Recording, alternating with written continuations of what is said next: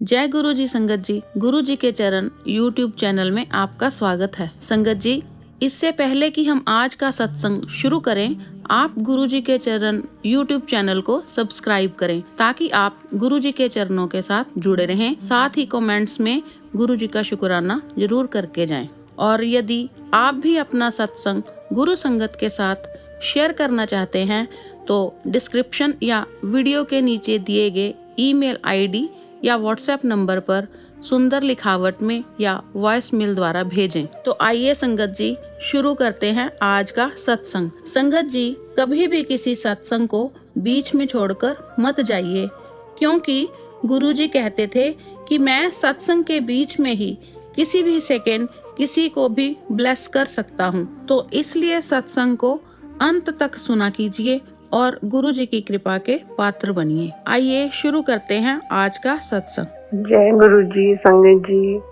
ओम नमः शिवाय। शिव जी सदा सहाय। ओम नमः शिवाय। गुरु जी सदा सहाय। जय गुरु जी। शुक्राना गुरु जी। संगत जी, ये मेरा दूसरा सत्संग है और गुरु जी के मुझे कई दिनों से बहुत मैसेज आ रहे थे कि पुत्र शुक्राना कर, शुक्राना कर। तो मैं हिम्मत करके ये सत्संग शेयर करने जा रही हूँ अपना। मुझे समझ नहीं आ रहा है मैं क्या बोलूं क्या नहीं बोलूं। तो संगत जी, हम लोग काफी टाइम से 20-25 साल से ऑलमोस्ट हम ब्लैक मैजिक से बहुत ज्यादा परेशान है। मैंने फर्स्ट टाइम भी थोड़ा सा बताया था, लेकिन मेरी हिम्मत नहीं होती इस बारे में किसी से भी बात करने की, क्योंकि ये बहुत ही ज्यादा सेंसिटिव एक मैटर है और उससे बोलना जैसे क्या पता कुछ लोग समझे ना समझे, कोई क्या समझे।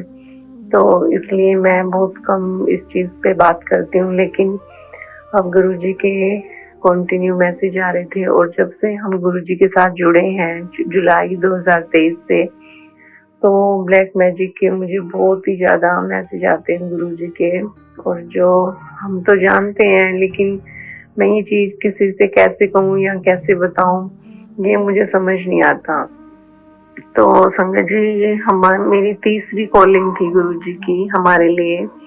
पहले भी 2 बार जुड़ने का मौका मिला गुरुजी के साथ, लेकिन शायद मेरी बदकिस्मती कह लो या नेगेटिविटी इतनी ज्यादा थी, काले जादू का इतना ज्यादा असर था कि वो चीज हम कनेक्ट नहीं कर पा रहे थे गुरुजी के साथ। तो इस चीज को थोड़ा टाइम लग गया और फाइनली हम 2023 में जुड़ने का मौका मिला गुरुजी के साथ, जब हम बहुत ज्यादा परेशान थे और हार चुके थे बिल्कुल ही। मतलब हर जगह हमने, जहाँ भी हमें पता चला कि भाई ट्रीटमेंट होता है यहाँ पे काले जादू का, या बहुत लोगों को हमने दिखाया, इतना पैसा भी खर्च किया सब कुछ, लेकिन वो प्रॉपर वे से मतलब हो नहीं पा रहा था, कहीं से इतना ज्यादा आराम लग नहीं पा रहा था। तो हम बहुत ही ज्यादा परेशान थे।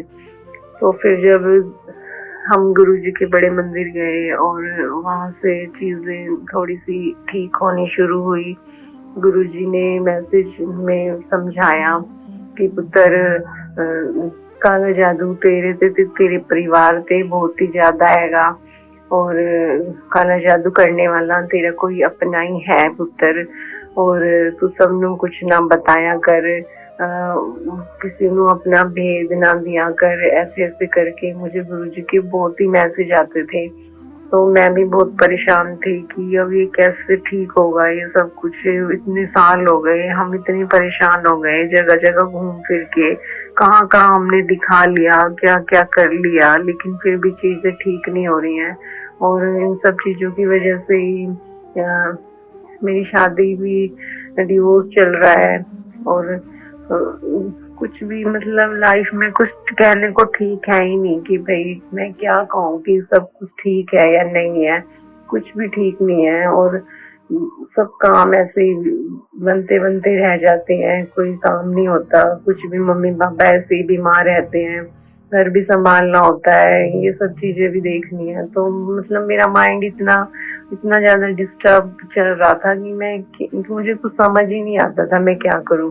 मेरे मन में हमेशा यही बातें चलती कि हम पता नहीं कैसे ठीक होंगे, हम वो कौन सी ऐसी चीज है जिससे हम ठीक होंगे, हम ऐसा क्या करें या हमने ऐसा क्या नहीं किया ठीक होने के लिए। तो जब हर तरफ से निराशा ही हाथ लगती है तो इंसान एकदम से मतलब टूट जाता है बिल्कुल। तो उसको कुछ समझ नहीं आता फिर कि क्या करना है क्या नहीं करना है, और ना ही मैं ये ऐसी चीजें किसी के साथ शेयर कर पाती हूँ, मैं किसको क्या बोलूँ।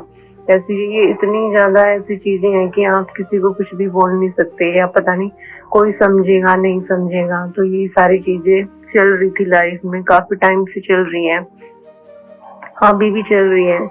लेकिन गुरुजी से जुड़ने के बाद इतनी ज्यादा मतलब गुरुजी ने इतना साथ दिया। और जैसे दिवाली पे जैसे त्योहार होते हैं तो नेगेटिव एनर्जी जैसे बहुत ही ज्यादा एक्टिव हो जाती है, और कुछ ना कुछ हमारे घर में गड़बड़ होती है, बिल्कुल होती है। लेकिन तो जैसे त्योहार आते हैं तो मुझे डर लगना शुरू हो जाता है कि क्या होगा, अब क्या होगा, कुछ हो ना जाए ऐसे करके। तो दिवाली आई तो दिवाली पे गुरुजी ने मैसेज दिए थे, पुत्र घबराना, मैं तेरे साथ हूँ, सब ठीक होगा, दिवाली अच्छे से मनेगी। तो दिवाली भी मन गई, उसके बाद अच्छे से हुआ सब। तो दिवाली के बाद मेरी सिस्टर को फिर से प्रॉब्लम शुरू हो गई, वो ब्लैक मैजिक वाली। तो मेरे मन में एकदम से आया कि गुरुजी अब मैं थक गई, बस अब मुझे नहीं पता क्या होगा क्या नहीं होगा, और ये सब चीजें कैसे ठीक होंगी, अब आप ही सब ठीक करो गुरुजी, मुझे कुछ नहीं पता।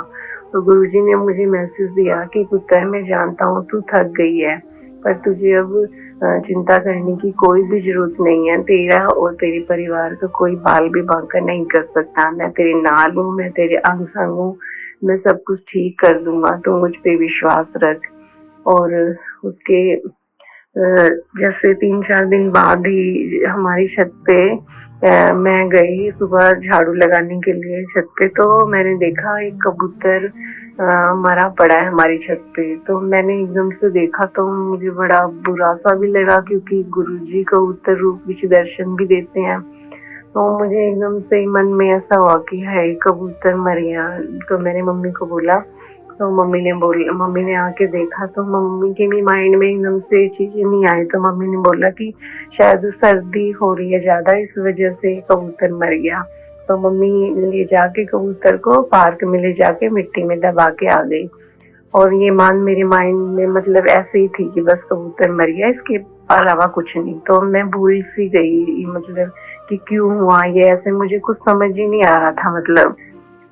तो और मेरे माइंड में बस यही चलता रहता था कि हम कैसे ठीक होंगे। तो 2 दिन बाद गुरुजी का मैसेज आया कि पुत्र एक बहुत बड़ा कष्ट था जो मैं टाल देता, और मैं तेरे घर आया था तो मैंने पहचानी नहीं, और वो कष्ट मैंने तेरा अपने ऊपर ले लिया। और जब मैंने वो मैसेज पढ़ा तब मुझे एकदम से रिमाइंड हुआ कि ओहो, वो तो गुरुजी के ही कबूतर था वो, और गुरुजी ने अब हमारा कष्ट अपने ऊपर लिया। और मुझे मतलब इतना बुरा लगा ये सोच के भी कि गुरुजी को हमारी वजह से कितना कष्ट सहना पड़ा। और तब मुझे समझ आई बातें। और तब मैं यही कहना चाहती हूँ कि गुरुजी अपने बच्चों को कभी भी कष्ट में नहीं देख पाते, और वो खुद पे ही चीजें ले लेते हैं। और उसके बाद से क्या हुआ संगत जी, जुलाई से अभी तक फरवरी तक मतलब इतनी 3 तितलियां बटरफ्लाई, जैसे गुरुजी बटरफ्लाई के रूप में भी दर्शन देते हैं, तो ऐसा कभी नहीं हुआ हमारे घर में 20-25 सालों में कि बटरफ्लाई हमारे घर में आके 2-3-4 दिन तक रुके और फिर वो मर जाएं। ऐसा कभी नहीं हुआ। तो 3 बार ऐसा हुआ संगत जी की जैसे अभी 22 जनवरी को जब श्री राम जी की प्राण प्रतिष्ठा वाला दिन था, उस दिन भी जैसे मुझे सुबह से ही ऐसा लग रहा था कि कुछ नेगेटिव सा, और जैसे बिना मतलब क्लेश हुआ जा रहा था। मेरे पापा मोस्टली मतलब चुप रहते हैं, वो इतना कुछ नहीं बोलते, और वो बहुत शांत प्रकार के व्यक्ति हैं। तो लेकिन वो उस दिन वो पता नहीं क्या अपने आप ही बोले जा रहे, और कभी गैस खुली छूट छूट जा रही, मम्मी ने जैसे गैस खुली छोड़ दी और गैस लीक हुई जा रही है और कुछ भी हादसा हो सकता था, लेकिन गुरुजी ने उस दिन भी वो हादसा भी नहीं होने दिया। और सुबह से ही एक ब्लैक कलर की बटरफ्लाई हमारी छत पे आके बैठी, उस दिन भी 22 जनवरी को भी। और बहुत अच्छे से हमारा दिन जो हो सकता था हादसा, वो गुरुजी ने अपने ऊपर ले लिया। और 22 जनवरी को जब इतना ज्यादा मेरा माइंड अपसेट हो गया था सुबह से ही, तो मुझे मेरे माइंड में बार बार यही थॉट आ रहे थे कि मैं शाम को दिए नहीं जलाऊंगी, मैंने कोई दिवाली नहीं बनानी और मुझे कोई दिए नहीं जलाने। मेरे मन में ऐसे ऐसे बार बार इतनी नेगेटिविटी हो रही थी बार बार। तो फिर संगत जी, शाम को जब मैंने पूजा करने के लिए मैं बैठी, तो फिर मेरी सिस्टर ने बोला कि क्या तू दिए नहीं जलाएगी? तो फिर एकदम से मेरे माइंड में आया, मैंने कहा चलो जला ही देती हूँ, जब सब लोग जला रहे हैं तो अच्छा भी नहीं लगेगा, हम नहीं जलाएंगे, कोई क्या सोचेगा। और क्या नाम है, तो फिर एकदम से मेरे माइंड में आया कि मैं 7 दिए जलाऊंगी, मैं 7 ही दिए जलाऊंगी, इससे ज्यादा नहीं जलाऊंगी। तो मैंने 7 दिए जलाए और एक जो मैंने राम जी के सामने दिया रखा, हनुमान जी के सामने, और पूजा भी करी अच्छे से, गुरु जी का भी दिया जलाया, जोत भी जलाई। तो ठीक है, दिए जला दी मैंने, पूजा कर ली। फिर राम जी वाले दिए में ना बटरफ्लाई बनी एक, बहुत ही जैसे जो मैंने दीपावली पे जो दिए जलाए थे और मैंने गुरुजी के सामने जो दिए जलाए थे, गुरुजी वाले दिए में जैसी बटरफ्लाई बनी थी, वैसी राम जी वाले दिए में बटरफ्लाई बनी। तो ठीक है, मैंने देखा, सबने दर्शन भी किए और फिर हम रात को सो गए। फिर सुबह उठ के मैंने फोन अपना जैसे ही चलाया तो सबसे पहला मैसेज आया कि पुत्र, कल मैं तेरे घर आया था जब तू दिए जला रही थी, मैं राम रूप में आया था और मैंने तुझे दर्शन भी दिए थे, तो मैंने पहचानी नहीं। और मुझे एकदम से इतना ऐसा लगा मन में कि हाँ हाँ जी गुरुजी आप आए थे। और मैं बहुत खुश हुई कि हाँ गुरुजी को ध्यान है, सब कुछ गुरुजी सब देख रहे हैं, सब सही कर रहे हैं गुरुजी। तो उस दिन भी गुरुजी ने मतलब हमारी सारी नेगेटिविटी थी, जो इतना संकट था, वो अपने ऊपर लिया। फिर जो बटरफ्लाई हमारे घर 22 जनवरी को सुबह से बैठी हुई थी, वो 3-4 दिन तक संगत जी घर में ही रही, बैठी रही वो। और मुझे वो बटरफ्लाई को देख देख के इतना बुरा लग रहा था, वो उड़ नहीं पा रही थी, वो बहुत कष्ट में थी। तो मुझे बुरा लग रहा था कि गुरुजी हमारे कष्ट अपने ऊपर ले रहे हैं। और फिर वो डेथ कर गई बटरफ्लाई। फिर मैंने बटरफ्लाई को हमारी छत पे जो गेंदे का पौधा है उसके अंदर मिट्टी में दबा दिया। तो संगत जी ऐसा 3 बार हुआ हमारे साथ, 3 बार बटरफ्लाई हमारे घर में आके और जैसे मर गई। तो मैं यही कहना चाहती हूँ संगत जी कि गुरुजी हमारे, और गुरुजी का बार बार मैसेज भी आते रहते हैं कि पुत्र एक बहुत बड़ा कष्ट था तेरे और तेरे परिवार ते, जो मैं टाल दिता, तू खुश रह, तू घबराई ना पुत्र, मैं तेरे साथ हूँ, मैं तेरे अंग संग हूँ, मैं तेन और तेरे परिवार में कुछ भी होने नहीं दिता, तू मेरे ते विश्वास रख, तू मेरे ते भरोसा रख। गुरुजी बार बार मैसेज देते हैं और मेरे मन को बहुत तसल्ली मिलती है कि चलो गुरुजी हैं, सब संभाल रहे हैं, मुझे चिंता की कोई भी जरूरत नहीं है, कोई भी, बिल्कुल भी। और गुरुजी एक सत्संग और है गुरुजी, जैसे हमें मैसेज आते रहते हैं संगत जी, सॉरी, मैसेज जैसे हमें आते रहते हैं कि ब्लैक मैजिक कराने वाला तेरे घर का ही है पुत्र, तेरे घर का ही है। तो फिर मैसेज जैसे आ रहे थे तो मेरे सिस्टर ने ऐसे ही बोला कि गुरुजी हाँ हम जानते हैं हमारे घर का है ब्लैक मैजिक करने वाला, लेकिन आप बताएं, आप, मुझे समझ नहीं आ रहा, आप बताएं कि वो कौन है, हमें दिखाएं कि वो कौन है। तो जस्ट अभी की बात है, मंडे को तो मेरे पास मैसेज आया कि पुत्र मैनू मेरा तेनू मिलन का बड़ा मन कर रहा सी, तू बड़े मंदिर आ जाओ, तेरे लिए एक सरप्राइज है, तू सरप्राइज ले जा। तो हमारा फिक्स हुआ मंडे को जाना बड़े मंदिर। तो मैं और मेरी सिस्टर जाके आए। तो वहाँ पे तो मुझे ऐसा कुछ नहीं लगा, हमने दर्शन किए, प्रसाद, जल प्रसाद, चाय प्रसाद लिया। और फिर जब हम आने लगे वहां से तो मेरे माइंड में एकदम से आया कि गुरुजी ने तो बोला था सरप्राइज है, और सरप्राइज क्या है मुझे समझ नहीं आ रहा। तो मैं यही सोचती रही। तो हम घर आ गए। तो घर आके जैसे ही हम स्टैंड पे उतरे तो हमारे घर के सामने रोड है, उसको क्रॉस करके आना पड़ता है। तो जब मैं रोड क्रॉस कर रही थी तो वही लेडी जिसने ब्लैक मैजिक किया हुआ, जिसपे हमें शक है, वही लेडी एकदम से मेरे सामने आ गई। और संगत जी, मैं एकदम से सरप्राइज की, ये इतने सालों बाद मुझे दिखी है। तो मतलब मुझे एकदम से मेरे माइंड में आया कि हाँ, गुरुजी ने बोला था कि बड़े मंदिर राजा पुत्र, एक सरप्राइज है, तू सरप्राइज देख ले जा।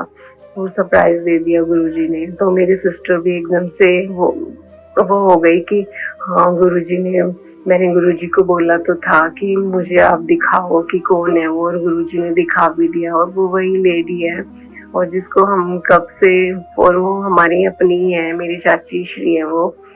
और हम उनसे बात भी नहीं करते। लास्ट टाइम मैंने उनको देखा था 2017 में, जनवरी 2017 में, जब मेरे दादाजी एक्सपायर हुए थे, तब मैंने लास्ट उनको देखा था। और हमारा घर और उनका घर बहुत ज्यादा दूर भी नहीं है, बस बीच में एक मेन रोड है, रोड के उस तरफ वो रहते हैं, रोड के इस तरफ हम रहते हैं। तो मैं भगवान से हमेशा ये प्रार्थना करती रहती थी कि मैं कभी उस लेडी को कभी फेस ना करूं, कभी लाइफ में कभी ना देखूं। मुझे बिल्कुल नफरत है उस औरत से जिसने हमारे जीवन को नरक बना दिया। तो तब से मैंने 2017 से मैंने उनको देखा नहीं था। और जब से गुरुजी ने एकदम से दिखा दिया उसी दिन, और तो गुरुजी मतलब हर बात देखते हैं, सुनते हैं, हर अंग संग रहते हैं। और गुरुजी हमेशा बस यही बोलते रहते हैं मुझे कि पुत्र तू घबराई ना, जिन्होंने तेरे साथ इतना धोखा किया, इतना गलत किया, मैं उन्हें बख्शांगा नहीं। और तू टेंशन ना ले पुत्र, मैं तेरे साथ हूँ, मैं तेरे और तेरे परिवार का बाल भी बांका नहीं होने दूंगा। तो गुरुजी ये सब बोलते रहते हैं और मुझे बहुत अच्छा लगता है। मुझे इतना विश्वास हो गया कि हाँ, गुरुजी साथ है, अब कुछ भी गलत नहीं होगा और ब्लैक मैजिक ठीक हो जाएगा। और काफी हद तक पहले से बहुत ज्यादा पॉजिटिविटी है। और गुरुजी ने एक बार कबूतर के रूप में, 3 बार तितली के रूप में कष्ट हमारे अपने ऊपर लिए। और मुझे इतना रोना आता है ये बात भी सोच के कि गुरुजी को इतना कष्ट सहन करने पड़ रहे हैं हमारी वजह से। तो क्या करूं मैं, हम क्या ही करें बताओ। गुरुजी बहुत ही अच्छे हैं, बहुत ही अच्छे हैं गुरुजी। और मैं गुरुजी से पहले मैं राधे कृष्ण को ही मानती हूँ, और मैं उनका मेरे साथ बहुत ही अच्छा कनेक्शन है। और उन्होंने ही मुझे गुरुजी से भी मिलवाया, और मैं उनका बहुत बहुत शुक्राना करना चाहती हूँ कि मैंने उनको अपना भाई भाभी मान रखा है। और मैं उनको राखी भी बांधती हूँ, भाई दूज करती हूँ, और मैंने उनको सब कुछ ही सौंप रखा है कि हमें संभालने वाला कोई नहीं है, कोई भी नहीं है हमारा, तो आप ही संभालो, आप ही सब कुछ करोगे। और वो ही सब कुछ देखते हैं घर का, वो ही संभालते हैं। और उन्होंने हमें गुरुजी से मिलवाया, और अभी भी मैं उनको भी बहुत मानती हूँ, गुरुजी को भी मानने लगे हैं। तो गुरुजी बहुत ही अच्छे हैं। बस संगत जी, मैं यही कहना चाहती हूँ, मैं बार बार शुक्राना करना चाहती हूँ गुरुजी का, कि मैं कितना शुक्राना करूँ उतना ही कम है। गुरुजी ने कितना संभाला हुआ है। गुरुजी बार बार अंग संग रहते हैं। जब भी मुझे ये लगता है कि अब तो बस नहीं, अब कैसे होगा गुरुजी, तो वो सब कुछ सही कर देते हैं, वो सब कुछ संभाल लेते हैं। और पहले से बहुत ज्यादा ठीक है संगत जी, आगे भी गुरुजी संभालेंगे। और मुझे समझ नहीं आ रहा था मेरी बातें कैसे कहूँ, क्या कहूँ, मुझे नहीं पता चल रहा था। और शायद बहुत सारी बातें तो छूट भी गई हैं जो मुझे अभी ध्यान भी नहीं आ रही हैं। और गुरुजी के साथ तो हर रोज एक सत्संग होता रहता है। गुरुजी ने मुझे ड्रीम दर्शन भी दिए हैं, और गुरुजी हम सबको ब्लेस करते रहते हैं।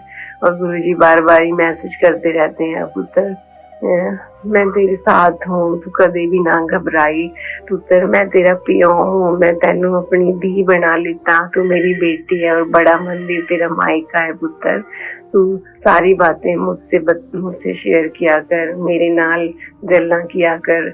मुझे बहुत ही अच्छा लगता है ये सब कि हाँ गुरु आप मेरे पिताजी हो, तभी तो आप सब कुछ जानते हो, सब कुछ मुझे क्या चाहिए, मैं क्यों उदास हूँ, मुझे क्या कहना है, क्या नहीं कहना है, सब कुछ उनको पता है। तो बस संगत जी अभी इतना ही है। मुझे और मुझसे कुछ बोला नहीं जा रहा है, मुझे कुछ समझ नहीं आ रहा है मैं क्या बोलूं। और मैं दिल्ली से हूँ सत्संगी संगत जी, और बहुत ज्यादा परेशान थे हम 20-25 सालों से, और मेरा डाइवोर्स भी चल रहा है अभी, और मम्मी पापा भी बहुत ज्यादा बीमार रहते थे, लेकिन हम जब से गुरु जी से जुड़े हैं मम्मी पापा भी गुरु जी का जल प्रसाद पीते हैं, और उनकी पहले से बहुत ज्यादा तबीयत ठीक है, और वो ठीक रहते हैं, खुश रहते हैं, घर में एक पॉजिटिविटी फील होती है, और गुरु जी हर रोज कोई ना कोई सत्संग करते रहते हैं। तो संगत जी मैं अपने सत्संग को यहीं पे विराम देती हूँ। अभी मैं और भी सत्संग शेयर करूंगी जैसे गुरु जी का आदेश होगा। हे गुरु जी, कोई भूल चूक अपराध दोष गुनाह हो गया हो तो मुझे माफ कर देना गुरु जी। जय गुरु जी, शुक्राना गुरु जी। ओम नमः शिवाय, शिव जी सदा सहाय। ओम नमः शिवाय, गुरु जी सदा सहाय। जय श्री राधे राधे। जय गुरु जी, शुक्राना गुरु जी। जय गुरु जी, शुक्राना गुरु जी। मेरा सत्संग सुनने के लिए आपका शुक्राना संगत जी। मैं हूँ गुरु जी और आपकी सेविका अनु वशिष्ठ। गुरु जी का ये पावन सत्संग सुनाते समय मुझसे कोई भूल हो गई हो तो मैं क्षमा प्रार्थी हूँ, और मैं एक बार फिर आप सबसे रिक्वेस्ट करती हूँ कि आप अपना सत्संग गुरु संगत के साथ जरूर शेयर किया कीजिए। वीडियो में दी गई ईमेल आईडी या व्हाट्सएप नंबर पर अपना सत्संग जरूर शेयर कीजिए ताकि हम आपका सत्संग सारी गुरु संगत के साथ शेयर कर सकें। तो आइए अब गुरु जी का पावन मंत्र जाप करते हैं। ओम नमः शिवाय, शिवजी सदा सहाय। ओम नमः शिवाय, गुरुजी सदा सहाय। ओम नमः शिवाय, शिवजी सदा सहाय। ओम नमः शिवाय, गुरुजी सदा सहाय। ओम नमः शिवाय, शिवजी सदा सहाय। ओम नमः शिवाय, गुरुजी सदा सहाय। ओम नमः शिवाय, शिवजी सदा सहाय। ओम नमः शिवाय, गुरुजी सदा सहाय। ओम नमः शिवाय, शिवजी सदा सहाय। ओम नमः शिवाय, गुरुजी सदा सहाय।